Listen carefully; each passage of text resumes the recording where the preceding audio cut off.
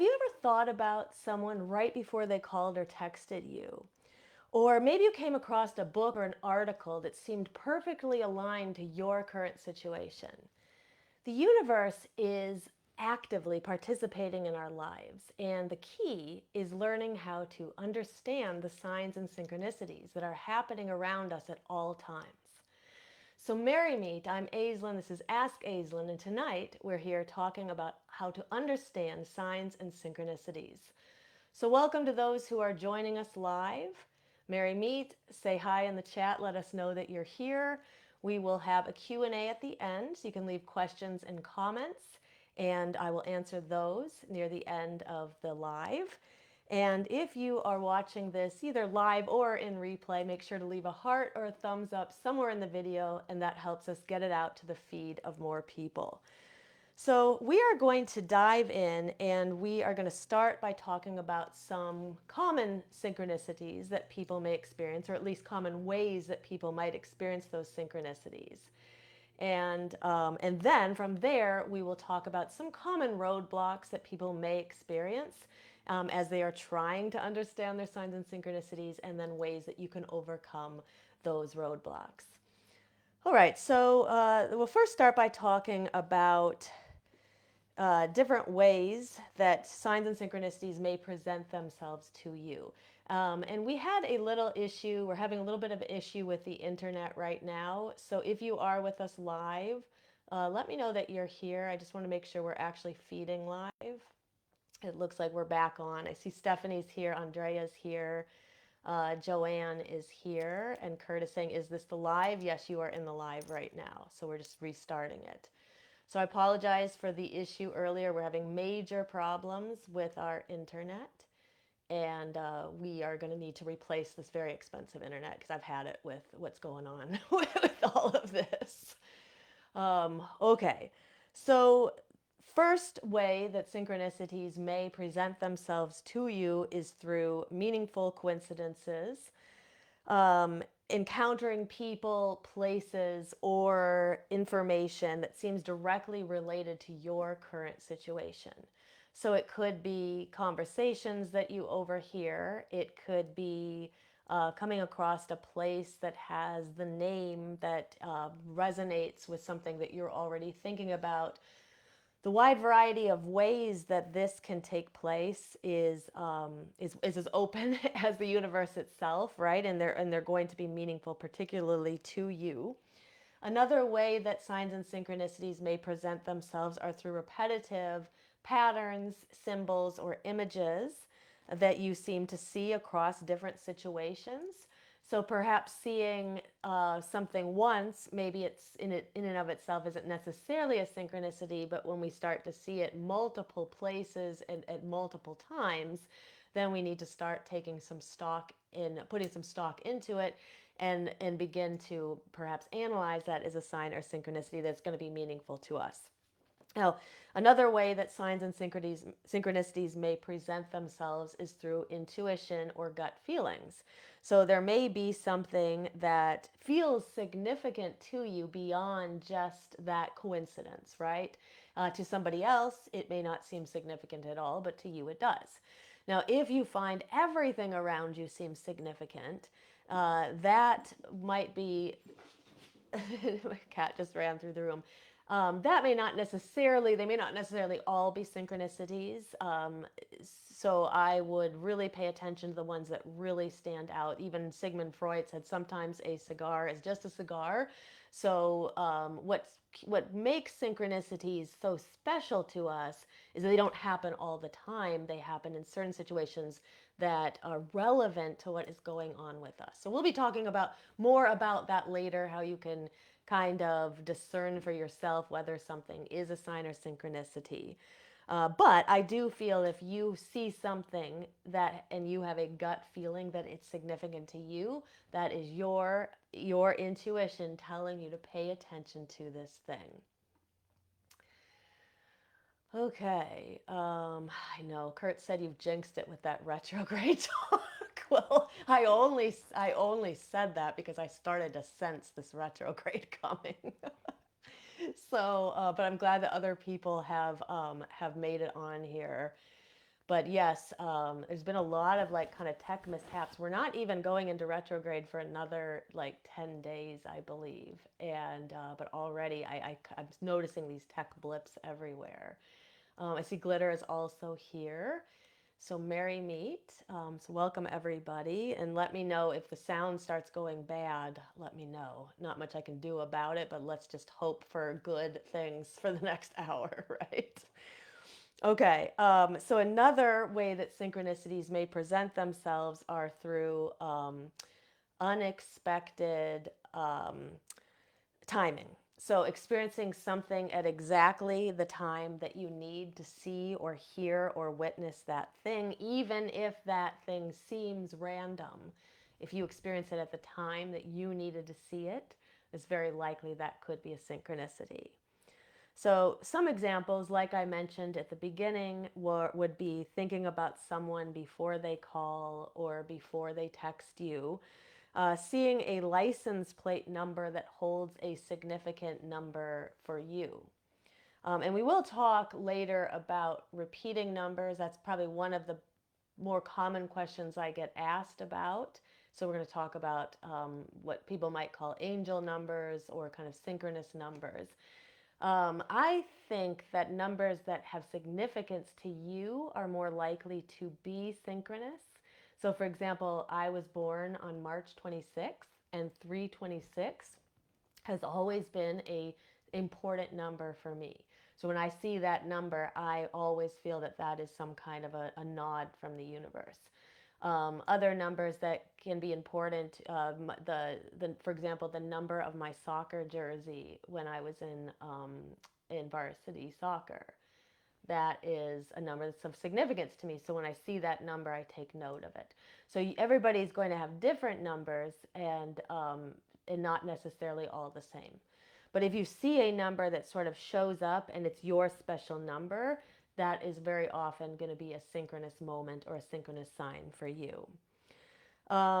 Meeting someone who seems to have some kind of a profound impact on your life at exactly the right time.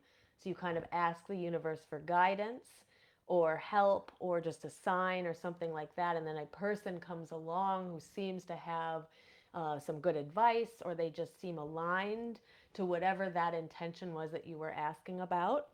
That can also be an example of a synchronicity. Another one is overhearing people talking, strangers talking, just in passing. And they may be talking about something that addresses a current issue for you. Or hearing a song in a passing car or in a store or something that seems to be speaking to the current situation that you're in. Those can also be ways that synchronicities will come through to you. So I'm sure that you have many examples of your own, and I encourage you to put them in the chat. I'll be sharing some of my own as we go, but it's always really fun to hear what other people have to say about their own synchronicities. Um, all right. Kurt said, for example, always waking up at the same time in the middle of the night. Yeah, so that could be trying to tell you something about that specific time, that specific number. I would pay attention to if you wake up with the same thought at the same time every night, or some kind of a feeling. I would pay attention to everything that's going on when things seem to be repeating themselves. That becomes very important information for us. Okay, so what is synchronicity? Well, Carl Jung, who many will call the godfather of shadow work, he is the one who probably first coined the term synchronicity. He described synchronicity as a coincidence or of a concurrent physical and psychic event that defies the probability of chance and is meaningful to the observer. So there's a lot to that definition to sort of break down. So it's a coincidence of a concurrent and physical and psychic event. Okay, so and then the key here is it defies the probability of chance. So what many people who experience synchronicities repeatedly will say, it's like the chances of that happening are very slim, right? for us to see the same number coming up multiple times through the day, the chances of that are small, right? So that is one key to trying to determine if something's a synchronicity. Now, just because the chance of something happening is small, that doesn't necessarily mean it's a synchronicity, but it means that it's a good chance that it is, right?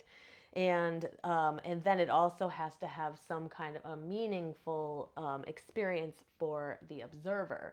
So it could be something that repeats, and if it doesn't mean anything to somebody, then it's not really going to be considered a synchronicity. But if it means something to the observer, that's where, again, it hits that second part of the definition. So he believed that synchronicities took place outside of the law of cause and effect. So the law of cause and effect is a law of magic that we have studied in a previous, we've talked about in a previous episode. So it is we put energy in the law of cause and effect, we put energy out in some way, and then that cause has an effect on something else. And sometimes there are chains of cause and effect that start from us and end somewhere far from us that sometimes we don't even know about. But there's always this chain from one thing to the other that we could figure out if we tried. Synchronicities happen outside of that chain of events. So they don't have a cause and they don't have an effect, they just occur. Now, before Carl Jung, the philosopher, I hope I don't butcher the name, I think it's Leibniz. I studied philosophy in college, but I didn't practice or look up the pronunciation before this. He wrote about the soul as a perpetual living mirror of the universe. So it sounds very much like what we're talking about when we're talking about synchronicities. There's this idea that the human soul is a mere reflection of the entire universe. So in miniature. So in many ways, we could relate this to that idea of the macrocosm and the microcosm. So the universe is the macrocosm, and we are the microcosm, and we are in this conversation, this relationship with that macrocosm outside of us. So from this perspective, all is totally connected, and therefore it opens up this space for meaningful coincidences to come through to us. Now, the author Frank Joseph wrote that synchronicities are little miracles through which an otherwise unseen consciousness communicates with us. So it's this idea that we may speak to the gods. In fact, he said this: we might speak to the gods in prayer. We may, as witches, we might use different words for that, but we speak to our gods in some way. But the significant coincidence is the medium through which they speak to us. That's what Frank Joseph said. So for example, there was this time, I've used this example many times, and I'll use it again because it's a very good one. But 20 years ago, I was in this place in my life when I was searching for something. I felt like some upheaval in my life. I didn't feel like I was in the right place any longer. I started to get this sense. This is back when I was living in Boston. And I sort of sent this petition to the universe for guidance. And this answer that sort of came back to me was to move to California. And so I continued. I mean, that's like a big move. I was in the middle of a PhD program, a full ride PhD program in Boston. So this is really going to be a big deal for me to make this type of change like this. So I continued to sort of send out, I wouldn't call them prayers, but sort of like I was having a conversation with the universe to, so for some signs that I was on the right path, that this was going to be the right choice for me to make. And at that time, all of a sudden, I swear, every time that I went into a store or I heard a car driving by and the radio was on, the song was about California. So to me, I took that to be a sign that the move was going to be the correct thing and that everything was sort of aligned for me to come to California. And then from there, I started to make my plans to do it. And it wasn't an instantaneous thing. I took several months to figure out how to do it.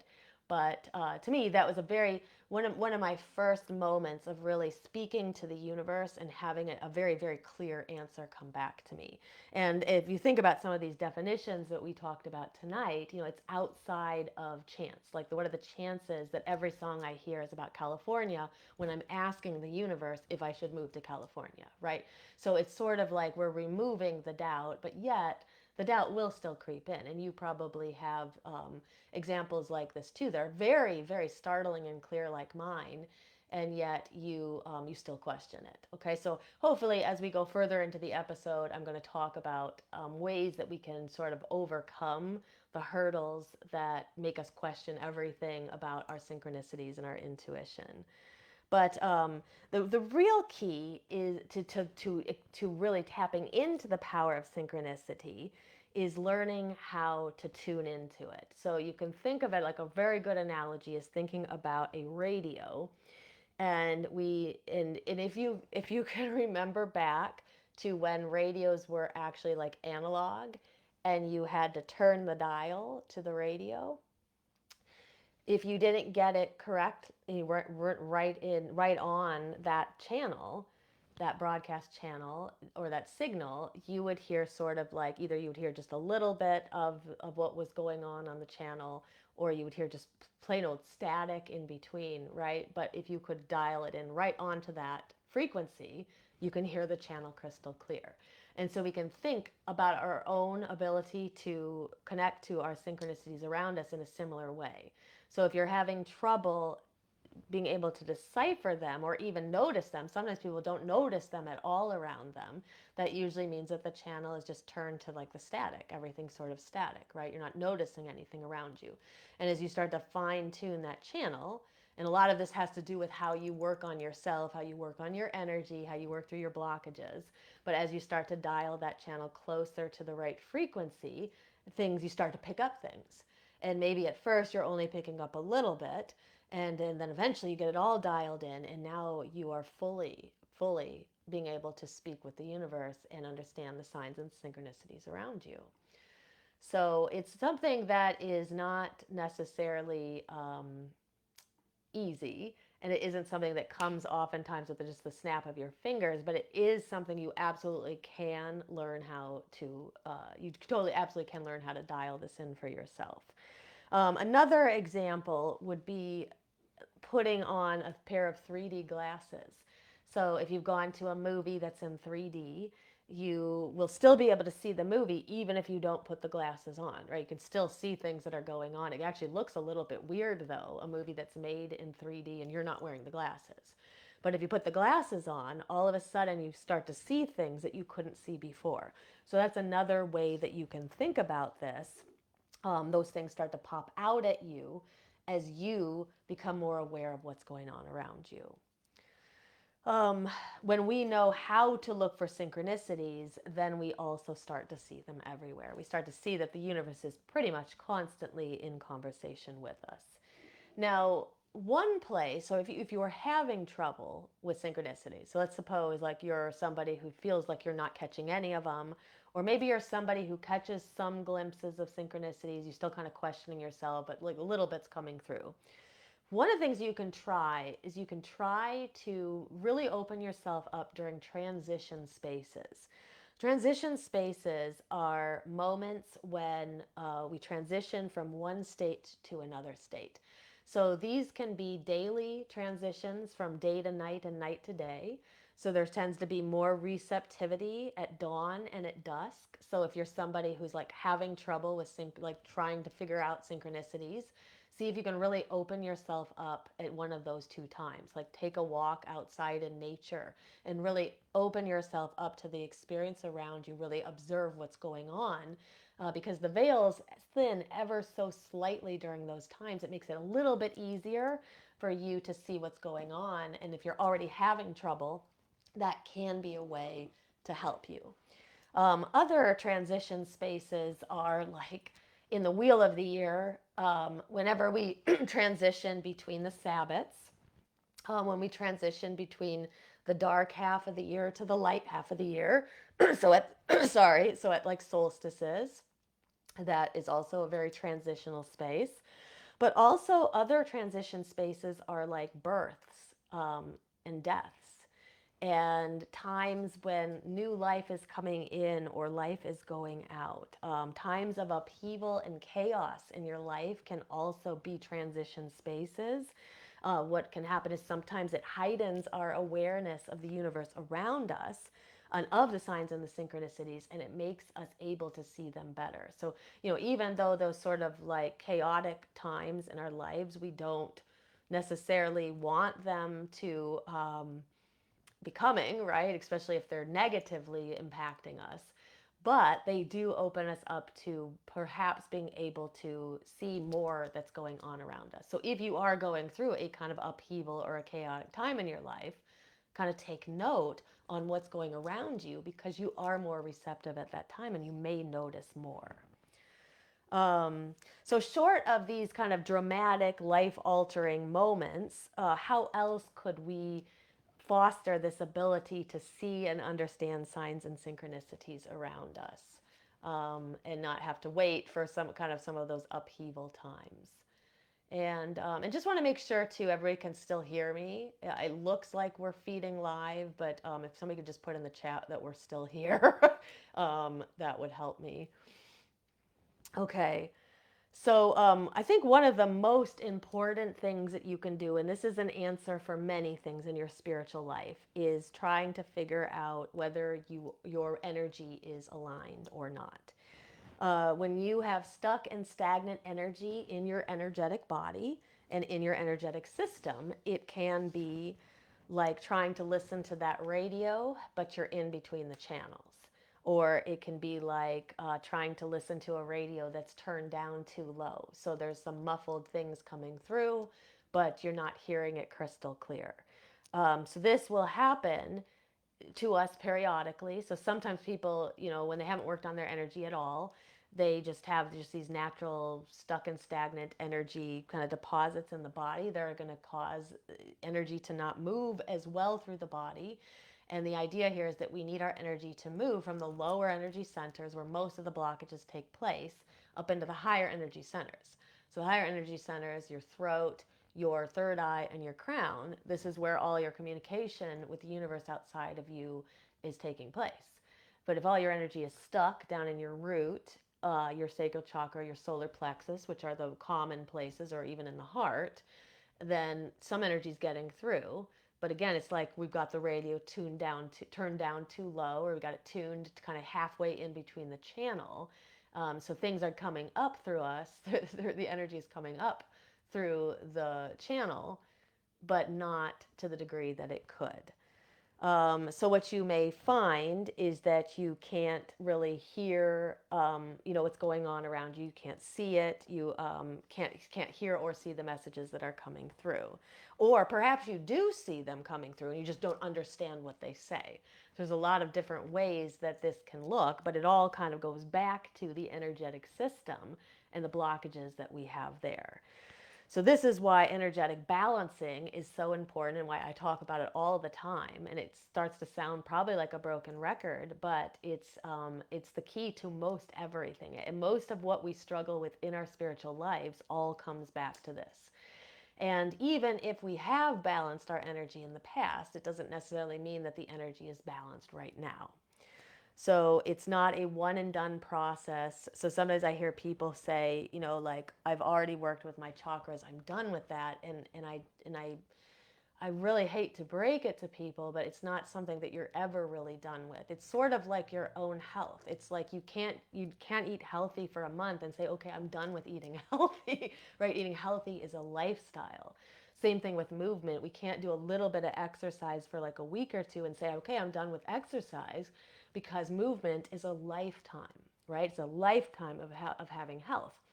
And so, if we want to keep health in the physical body, what do? We eat well.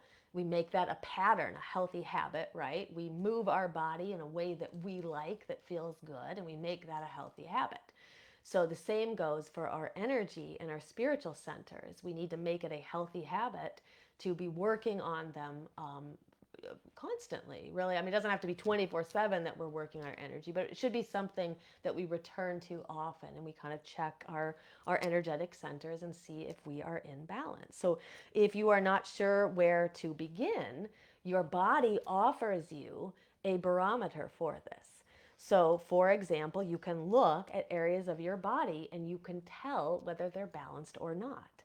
So, if you have a lot of tightness in your neck, that is a sign that there's some issues energetically in the throat chakra, and then that's a place that you can begin to work. So I will periodically, like sometimes my neck is fine. And recently, the last couple of days, I'm like, wow, there's something going on the left side of my neck, which is the feminine channel. The feminine side of our energy is on the left, and the more masculine side of our energy is on the right.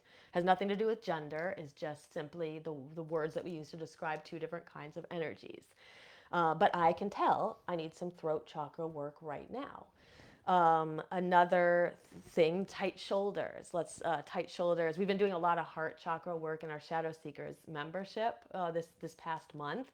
So we've been talking about tight shoulders, rounded shoulders, breathing issues, things like that. If you are somebody who has asthma and then it seems to get worse, and sometimes asthma will get worse and there isn't a reason, doesn't seem to be a reason for it. This can be a sign that it's time to work with the heart chakra because there might be some stuck and stagnant energy there. If somebody has constipation, just kind of out of nowhere, this can be indicating the root or the sacral chakra. So there's just so many ways. Digestive issues are in the solar plexus. So there's just many ways that we can begin to use the body to tell us where in the body the work needs to take place. And then we can be engaged in this constant dialogue with the body, who's helping us to know where that stuck and stagnant energy is. And then that tells us what we can do to become more energetically aligned. Now, when we clear out those blockages, then we're going to be able to access the third eye and the crown in a much more effective way, to a greater degree. So if you are already working on your chakras, then you are doing a great job and you should keep up at it. So like I said, it's not something you have to be doing 24/7, but it is something just like eating well. It's something that should just be part of your sort of daily practice or weekly practice, or just it's something I'm checking in. Where's my energy at today? Where's my energy at this week? Maybe a weekly check-in can help. Now, the thing is, the question too is, where do these blockages come from? Well, the blockages can come from traumas in the past, and we can work through those specifically through shadow work and through therapy and through other modalities that we use. We remove some of those blockages. But it's also a very hard world that you and I have chosen to incarnate into right now. You don't have, you have to be living under a rock to not see how difficult this world is that we chose, right? It seems to be getting more and more difficult every day. So that with these added tensions and these added stresses that we are always under, that is contributing to more blockages in the body, which is why we have to be vigilant about this, and we have to be kind of monitoring our energy to know where those blockages are.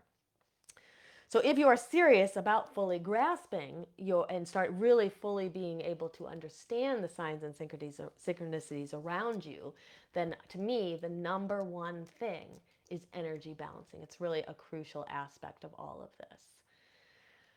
Okay, and thanks guys for saying that we are still live. Excellent. Okay, so a perk of working with your energetic centers is that through just simply working with them, especially through working with the solar plexus, you will also gain confidence in your own intuition and your intuitive abilities and your abilities to read signs and synchronicities. So that can be a very big blockage for people too, is that the stuff is happening around them and they doubt it, right? So even in stories like mine about the trip or the move to California, and there were moments when I was like, is this really, am I misinterpreting this? Am I crazy? I know that I'm not alone in these thoughts. I know that many of you have them too. Many more of you than you can even imagine. Sometimes we feel like it's just us just questioning ourselves all the time. But it's a lot of us. It's most of us, really. And so really the key is learning how to overcome our self-doubt. So the good news is next episode, next week on the 11th, we'll be talking about intuition. And a big issue with intuition is belief, is self-belief. And so we're going to spend a lot of time talking about self-belief, how we can overcome our self-doubts. And I'll be giving some exercises and some tips on things that you can do to strengthen yours. But it's really the trust that we can develop in ourselves is key.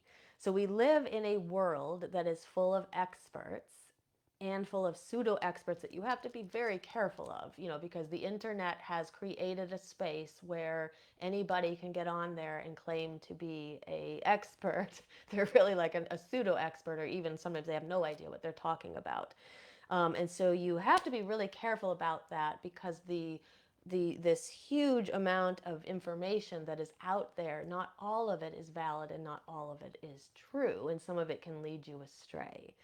And so where I'm going with this is that you need to learn how to develop a trust in yourself first, and that helps you be able to sift through all of the information out there, and it'll help you be able to determine what is relevant to you and what isn't. And so I think that our society also really we're all about immediate gratification. So we live sort of in this world, for better or worse, where you could just sort of click a button and you can have like something delivered to you that day, right?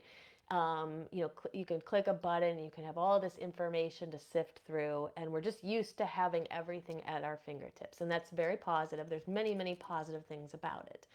But on the negative side of it is that we then look at things like developing intuition, developing self-belief, balancing energy, and when they take time, people are like, I don't want to do that. I can't do that. It's a world where I need my answers right now, right?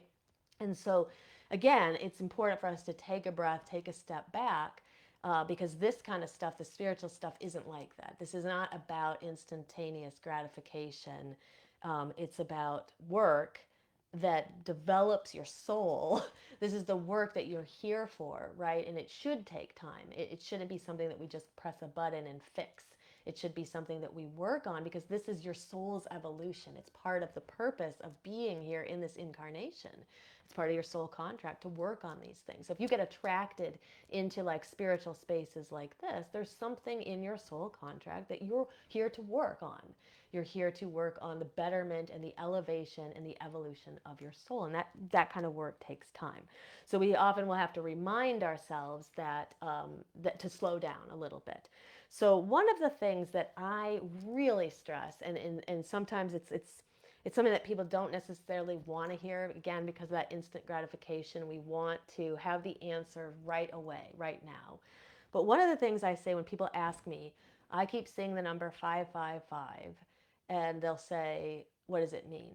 And then I say, well, what does it mean to you? And that isn't the answer that a lot of people want, but it's really the answer that is going to help lead them to being able to understand signs and synchronicities better. So what I stress is that when you have a question about a sign around you, don't immediately Google it. Don't immediately jump on to a group even like ours and ask about it immediately. Pause first, reflect on it. Think about, well, what does the number 5 mean? Is it of significance to me? Check in with your own self. Just do a little bit of searching within you first before you go and you ask for some help. Because if you don't do that, you'll never develop the skill inside of you to be able to decipher the signs and synchronicities yourself. You're always going to be reliant on other people. And then part of the issue is that there's confusion all over, because I'm sure if you Google what does 555 mean, you're going to find many different sources that tell you different things. And why is that? Well, that's because those people who made up that source, they think it means something different. It's what it means to them. And so that's the information they're going to give. I do think that if you look up a sign and you see similarities, let's say across 3 or 4 different sources, you see the same meaning, that is going to validate that much more.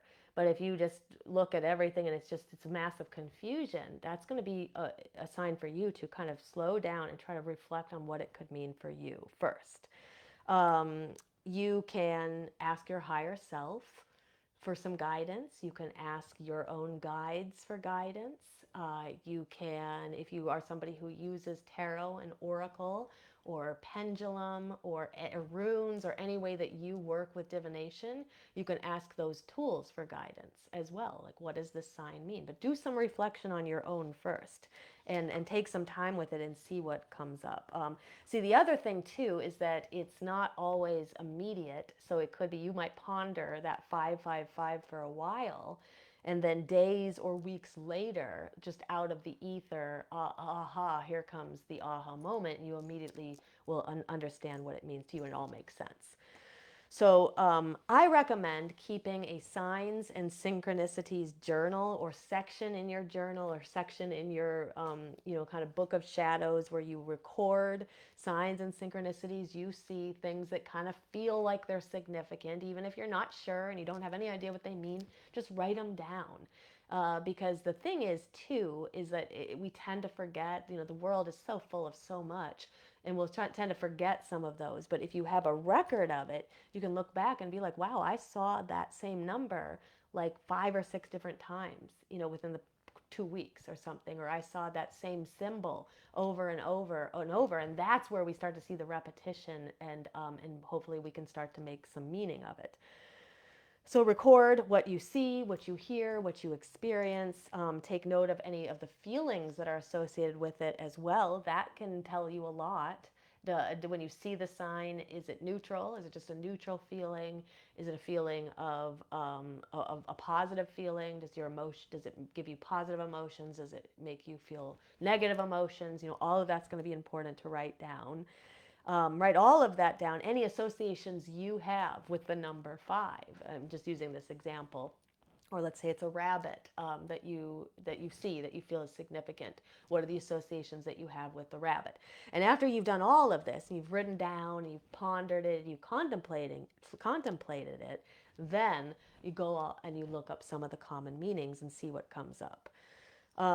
So I also think that it can be important to consider what you are thinking about at the time that you see the sign.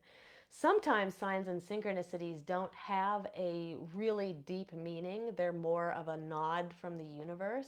So this is actually how I really interpret angel numbers, or what people call angel numbers. I don't put much stock in all the meanings that people write about them online. I mean, unless you're getting it from a source that is like a numerologist, I put a lot more stock in that because numbers do have significance. But if we're just looking at like all the plethora of meanings online, I don't put much stock in it. Doesn't mean that you can't. It's just in my own practice, it's not the way that the numbers come through for me. But what I do find is that what we call angel numbers, or those repeating numbers, to me are like a nod from the universe, like, I hear you, I see you, you are being heard. Sometimes we feel very alone, and we cry out to the universe for help, and then those numbers come back as like, you're being seen, you're being heard, you are part of all of this, the universe is in concert with you. So I think sometimes they can simply be a simple acknowledgement from the universe that what you're thinking about is important, that what you are thinking about in that moment is correct. So let's say you have something that is sort of troubling you and you're thinking about it, and then you have this thought that everything's going to be okay, and then you see the angel number. To me, that's the sign, just saying everything's going to be okay. It doesn't matter if it was 555 or 111, at least in my opinion. It's just the universe is saying it'll be okay. So here's an example. When I was, I think it might have been like last year or the year before, I was driving to Sedona, and you have to come through the desert, and there's long stretches of space, 30, 40, 50 miles where there's no rest stations, there's no gas stations. And there's about an hour and a half to get kind of out of LA, and then you're just going to be sort of in the middle of nowhere for quite a while. And I remember I had this like intuition that there's something wrong with the car tire, and I asked my boyfriend, please check the air in all the tires before I leave. So he said he did. I didn't realize that he'd checked it with a gauge at home that wasn't totally accurate, I don't think. And so I got on the road. I was about an hour outside of LA, kind of in that area where there were still some gas stations before we're really out in the middle of nowhere. And and the tire pressure light comes on, and I'm like, oh my God. And I was in like Pear Blossom, California. There's like two gas stations. There's like wild dogs running all over. It was just like, it's not, and it was like it was kind of like, 10 or 11 at night. It's really not the time I wanted to be dealing with the tire. So to make a long story short, I had to go to like 3 or 4 gas stations in this small little place before I could get one where there was a tire pressure gauge that would work. And I was really stressed out. Like part of me was like, maybe this is just the universe is telling me to go home, cancel the trip. It's just this isn't working. And and then I found the place that was sort of well lit. I was able to test the tire pressure. I put some air in the tire, and then I thought to myself, like, should I keep going or not? So I go inside the store and I bought myself a Coke, a bottle of Coke, and I think like an energy bar or something. And the total was 444. And right before I saw the receipt, I was thinking like, should I just go home? And then I saw that and I was like, that's the universe saying it's okay. It was just like the pressure was low. He hadn't really checked the tires well before I left. Now I've got the pressure, the air in the tires. It's going to be okay. I'm not going to have a problem in the middle of the desert. And everything was fine. But to me, seeing that 444 on the receipt was just a nod from the universe in direct reflection to what I was thinking. Should I continue on? I see the number and I knew it was going to be okay. So that's just different ways that, like that one story, I'm sure that you have some like that as well. But just another thing I wanted to mention about sometimes like looking up signs and symbols about like, or meanings for signs and symbols. So, for example, there was this time that I saw these two crows were on a mountain. I was hiking across the top of this mountain, and these two crows were following me, and they were screaming, and they followed me for like probably a quarter of a mile to half a mile, and I'm like, what is going on? Like, what are they? They're screaming at me, and if you look up like what a crow means, so let's just say I was like, I don't know what a crow means, so I just look it up, right? And it would say intelligence, teamwork, cleverness, mystery. That doesn't make any sense to me. What really, at least for my situation, so that's where the meanings sort of fail me. But what I intuited from these two crows is that I was contemplating a goddess or a god to work with in one of our shadow seekers rituals that was coming up in a few months. And I really felt it was the Morrigan. And the Morrigan was going to be the goddess that we should work with. And so when that thought came to me, I said, oh, you're trying to tell me to work with the Morrigan. They squawked one more time and they both flew away. And so it's again like the meanings, just the outside meanings of what a crow means meant nothing to me. It was me using my intuition and kind of bypassing those other meanings to really get to what it was going to mean to me in that situation. So I'm only giving you these examples to show you that sometimes just looking up meanings isn't the way to go. Another one was like a spider, this big tarantula. Big tarantula started like crossing my path when I was hiking, and this is at a different time. And the meaning of a spider is creativity, interconnectedness, patience, and resilience. And so I could like ruminate on those meanings, but really what it was about is I was trying to decide if I should start a shadow work membership. And I remember very clearly I was trying to think about, should I start this shadow work membership? And I felt that the spider was telling me yes. Spiders are very much about the unconscious as well. And so like I said, I'm giving you these examples just so you can see if you can really work on your energy, learn to trust yourself and your own intuition, it will serve you much more than any of the common meanings you're going to find places. Um, okay, so let's see, what else do I want to say before we kind of move into the Q&A? I also think that, the more that you engage with the universe, the more it talks to you, the more it talks to you in a way that you can understand. It's sort of like a friend. If you had a friend who was like always talking to you and you were ignoring them or you weren't listening to them, they're just eventually they're going to stop talking to you, right? And so it's kind of like the universe. But when the universe notices that you're listening and that you're engaging and you're reflecting and you are learning with it, it continues to show you more and more synchronicity. So I love putting out those questions or those concerns that we have and then relax and just be open and just watch what happens afterwards, and again, write it all down. Even if you don't understand what it means, write it all down. So me being able to decipher things like the spider and the crows and the receipt and everything, it's not like I just rolled out of bed and could do that. I spent a lot of time working on energy, working on self-belief, like all of this stuff. And I got much, much better at doing it. And I absolutely believe if you're struggling, I believe that you can as well. People, animals, things that cross your path. When you ask a question, you should pay attention to them. You should write them down because there may be some importance. I also like to play the synchronicity game. So this is where you specifically set aside time where you will look for synchronicities. So usually it works best if you have a question, you just ask a question, I'm wondering about this. And then you need some unstructured time where you either go out, I prefer to go out on foot, but you can go out on a bike or in the car, and you just kind of drive around or walk around or ride around, and you just pay attention to the things that are going on around you and the, sort of the first kind of interesting thing that you see or you hear or you experience, write that down and then reflect on it if it could have any relevance to the question that you ask. I like to spend about an hour to 2 hours if I really want to be serious about playing the game and just see what happens during those 2 hours, what comes through to you. You can ask more than one question. You can ask a question and sort of receive an answer and then ask another question.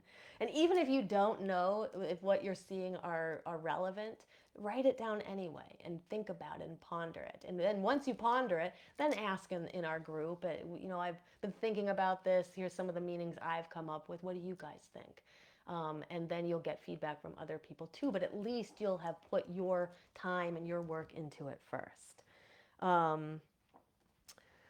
Okay, so I wanted to kind of close with this other story, which I really like a lot about synchronicity. And this is going back like a while, like a couple years ago. And I just loved this story that a member had told. And then I kind of did something similar and also had a really cool outcome with it. So she was talking about wanting a sign or a synchronicity, like a confirmation to a question that she had. So she's essentially looking for an affirmative answer, right? And so the thing is, it's like if you are looking for an answer and you pick something really easy, like let's say something like there's like ants all over outside, right? Like if you're in nature and you're like, I'm going to walk outside and if I see an ant, that will be a yes. Well, you're probably going to see an ant anyway. So you want to kind of pick an item that is a little bit harder to see. So what she said is she wanted to know the answer to this question. She wanted to know if it was an affirmative, and she said, I want to see a red. Let me see. Did she say hot air balloon? I think it was like yeah, it was a hot air balloon. She wanted to see a hot air balloon. So something that's not so super common, right? And and so if she saw the hot air balloon, then she'd be sure that what came through was the affirmative answer. And about 10 minutes later, she was driving and she sees this big billboard with a hot air balloon in it. And she was like, there's the answer.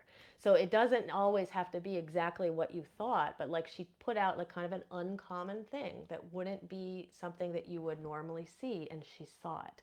And you also want to be a little open to how you see it. So here's my story. So I really loved her story, so I decided to do something similar. So I had a question and I wanted an answer, whether it was like an affirmative or something. So I said that I wanted to see a red feather or a red bird. And this is something in the mountains of California and of Los Angeles. This is something you really don't see.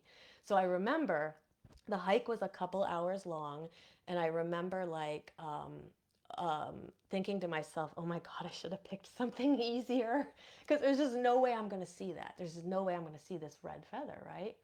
And so I actually did this twice, and once I saw this red dragonfly that flew like right in my face like this, and then started leading me down the trail, and I took that as an affirmative. So then I did it a second time in a different situation, and again I'm like, oh my God, why did I pick the red feather, the red bird? And so I get to the top of the mountain, and there's this little bench where people will sit and they'll watch the sunset. And I almost didn't go up to the bench. I was like so concerned about finding the sign that I was like, oh my God, I just got to keep walking as much as I can until it's dark, trying to find this red feather or this red bird. But anyway, something told me, no, you should go veer off the path and you should go sit on this bench. So I go and I start walking toward the bench, and I'm like, there's something red sitting on the bench. And as I get closer, I've showed this before, and I told the story once before, I think. There is this little golf ball that is like, it looks like kind of like an angry bird to me, but it's this little red bird. And I was like, it's just literally sitting on a bench, like 4,000 feet up on top of this mountain. And so I was like, okay, there's my red bird. So it's just like you know, you have to be open and receptive, and you play this game and you kind of start to communicate with the universe, and it really does start to communicate back. So my best advice: balance your energy. You're already working on your chakras, keep working on them. If you aren't working on your chakras, start working on balancing your energy. Create a journal to track your synchronicities and signs, and then play that synchronicity game from time to time. Engage in conversation with the universe, and see what happens. Okay, and then next week we'll be talking about ways to really further your relationship with your intuition. Okay, so I hope that that helps, and let us now move into the Q&A. Okay, so I'm going to go into the going into the comments. So Amy says she has some severe instant gratification issues, and Glitter says her too. And your guys are not alone. It's the society that we're in. Some people, it's harder for them than others, but the society itself has created this whole thing where we can just tap a button and we can get what we want. And so things like this become hard because they force us to wait. Glitter said we are the weavers of our own destiny. Um, Chelsea said she received a gnarly omen from a crow a couple of years ago. She said she won't go into the grisly details, but it was a situation in which death was imminent and there was no fighting it. She said, my mom's leukemia came back shortly after I cared for her until her death a few months later. Yeah, so sometimes the omens, they're not all positive too. That's the other thing. Like most of the stories I told today were very positive stories, but sometimes the stories are not always positive. And oftentimes there is a sort of an inner knowing too when we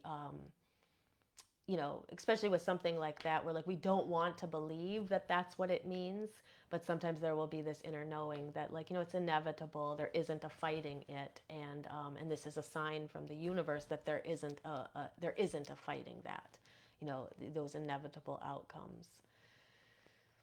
Yeah. I've actually heard Chelsea has told that story before, and so I've thought about that story as well. And how the signs can come through like that too. Um, okay. Tracy says she has a hard time believing in her intuition. She said at night before she goes to sleep, I ask a question about what is happening in my life, and I always doubt what my body tells me. Yeah, and so that is the key to that is working through the doubt. And so hopefully next week's episode will help a lot. We're going to talk about some ideas on how to push past some of that doubt. Okay, well let me just answer a couple of questions here and that were sent or left for me rather. So Andrea had asked about making cascarilla. For those who don't know, cascarilla, Cascarilla, is it's a chalk powder that is made out of eggshells, dried eggshells. So I had sent in the boxes, we have these prize boxes in our Shadow Seekers membership that people will get when they enter our monthly challenges. And we have like other times that we send them out too. And I've been sending a piece of cascarilla in everybody's boxes.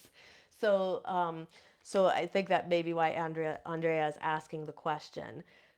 So I have never personally made cascarilla myself, but it's fairly simple to make. My friends have made it before, but I don't know how you make it into like the hard chalk. So the pieces that I send people, they come in like these little like paper sort of almost like a condiment container that you would get like condiments at in a restaurant or a to go restaurant. And there's this little piece of it poured in, and then you can take it out. You can dissolve some of it in water. People will use it like for protection, but this particular kind, you can use it as chalk. You can write on things. So typically how people make it, if they're not trying to make it into like the hard chalk, is you take eggshells and you save them. So after you use the eggs, you would save them.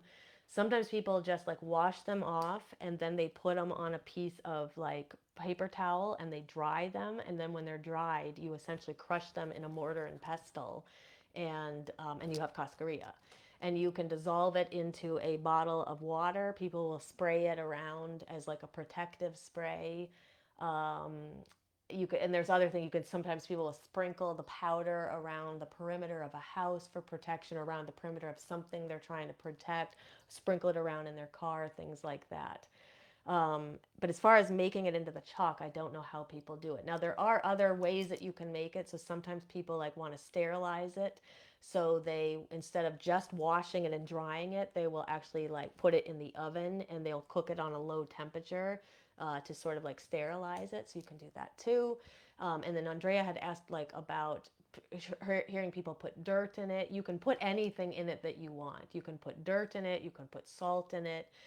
Sometimes people will add essential oils to it, but you would do that all in the time when you were like grinding it in the mortar and pestle. You could add any ingredients to it, but a traditional cascarilla is just the eggshells dried and then crushed in a mortar and pestle, and then usually used as a powder to sprinkle around.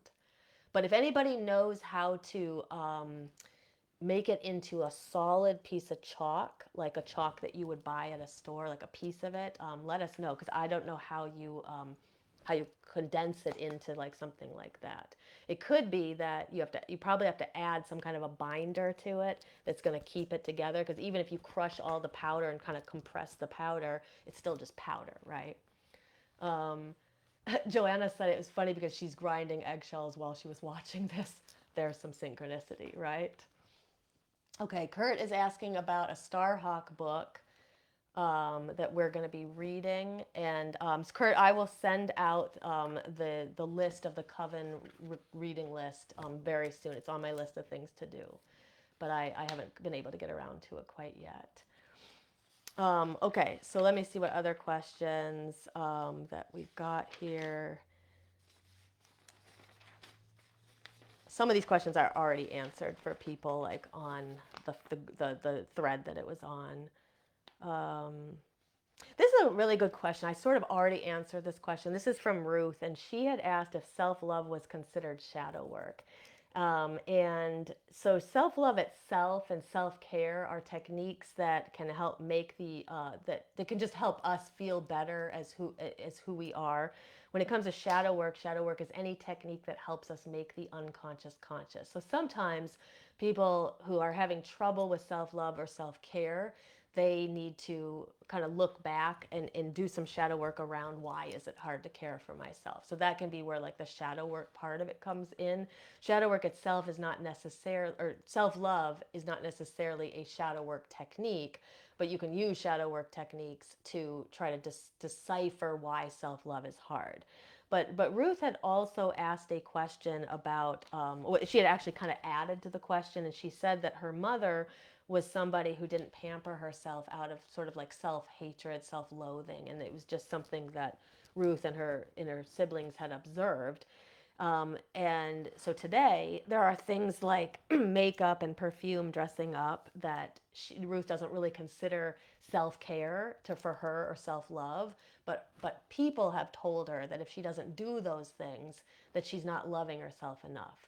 And I want to like I wanted to bring this up here. I kind of already answered for the question for her, and I said, you know, when things aren't really important to us, like if we don't find, like some people don't care about makeup and perfume, and so that's not necessarily self-love for them. And so for somebody else outside of us to say, well, you must not love yourself enough because you don't you know, you don't want to dress up, you don't want to wear makeup, you don't want to wear perfume. That's like them projecting their own stuff on us. Like everybody's self-care and their own self-love is their own. It's their own way of doing it, right? So I think there's like great shadow work that's already been done because Ruth already sees back to like why her mom didn't necessarily take care of herself or show herself self-love, and Ruth is also very clear in like what she cares about, and those are things that she doesn't care about. So I just say, like, if anybody ever tries to project anything on anybody, right, and say, oh, you're not, you know, you should like this, or you don't like yourself, I mean, that's them projecting their stuff on us, right? Like for me, self-care is taking out time to play video games. That is not going to be self-care for everybody, right? So we all find our way of self-care. So I really liked the question a lot, and I knew that other people could benefit from hearing it too. It's self-care and self-love are going to be, they're going to be unique to us. So when we are neglecting doing the things we love, that's where we have the issues with self-love, right? Not when we're neglecting doing the things that other people think we should love, right? So I hope that that helps. Yeah, and then Tracy was saying she was wearing makeup to hide her true self. Yeah, people wear makeup for all different kinds of reasons. For some people, the pampering of it is self-care and self-love, and for other people there's a totally different reason behind it, right? Maybe we feel obligated, or because we're hiding who we are, or we feel embarrassed or something. So it's all, our shadow work is what helps us to tease apart all of that and decipher that. So I feel like I had like a couple of other questions to answer.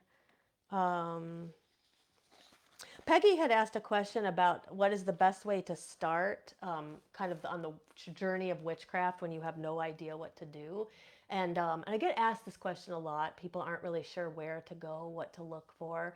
I recommend sort of thinking about what draws you towards the craft, and begin to study that thing. So if it's divination, start studying divination. You know, if it's deities, start learning about deities. If it's you know, the actual like producing a ritual, creating a ritual, learn what are the components of a ritual and how do you do ritual. So everybody, that answer is going to be different.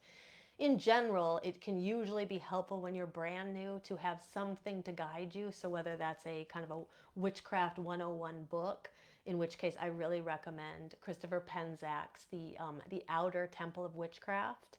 Will tell you all of sort of like the things, the basics of the craft.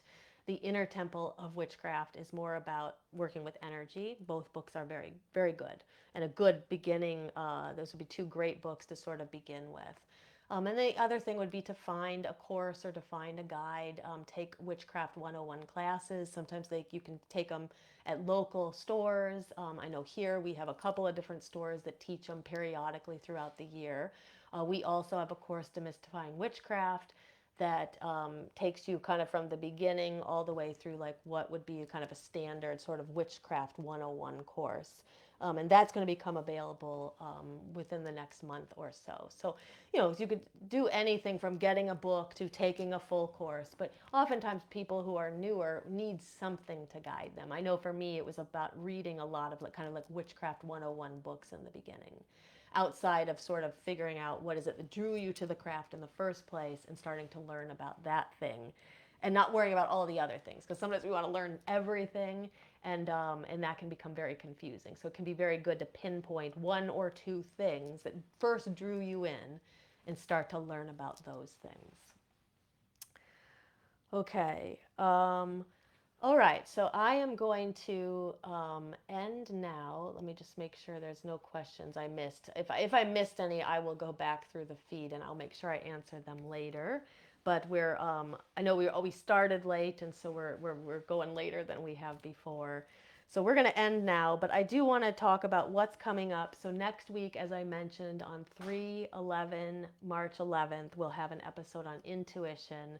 It's going to be a really good one, kind of talking about how to navigate intuition, how to strengthen ours, and how to combat our self-doubt around our abilities. Then on 3/18, we're going to have an episode on Ostara and spring equinox, because that is coming up that week.